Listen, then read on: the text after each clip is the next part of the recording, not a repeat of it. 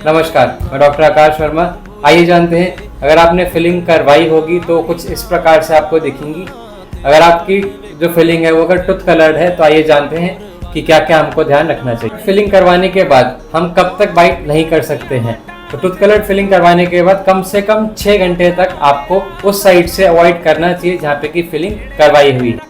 और आपको coming days के लिए 2-3 दिनों के लिए ये भी ध्यान रखना है कि आपको सॉफ्ट डाइट ही लेनी है।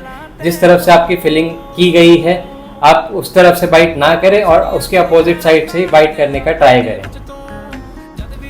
दूसरा सवाल जो सबसे ज़्यादा कॉमनली पूछा जाता है कि हम ब्रश जो है कब तक नहीं कर सकते हैं फिलिंग करवाने के बाद। तो आप जो ब्रश है वो 6 घंटे के बाद जो है आराम से नॉर्मली अपना कर सकते हैं।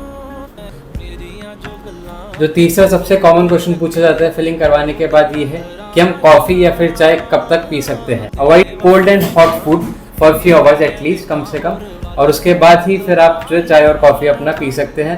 अदरवाइज अगर आपने फिलिंग करवाई है और इमीडिएटली अगर आपने जो है चाय कॉफ़ी का सेवन कर लिया तो फिलिंग जो है डिसलॉज हो सकती है या फिर फ्रैक्चर के चांसेस ज़्यादा रहते हैं फिलिंग के। एक सवाल जो सबसे कॉमनली पूछा जाता है वो है कि हम स्मोकिंग जो है फिलिंग के बाद कब कर सकते हैं। तो स्मोकिंग जो है वो फिलिंग के बाद आप कर सकते हैं, ऐसा कुछ कोई दिक्कत नहीं है। बस ये है कि स्मोकिंग करने की वजह से आपका जो ओवरऑल जो डेंटल का हेल्थ है या फिर हमारी जो ओवरऑल जो हेल्थ है उस पर अफेक्ट डालती है। स्मोकिंग करने की वजह से आपकी जो रेस्टोरेशन है वो डिसकलर हो सकती है, प्लस साथ में जो है वो केरीज के चांसेस बढ़ जाते हैं। और स्मोकिंग करने की वजह से जो है माउथ के अंदर जो कैंसर होता है उसके भी चांसेस जो है बढ़ जाते हैं। तो अवॉइड स्मोकिंग।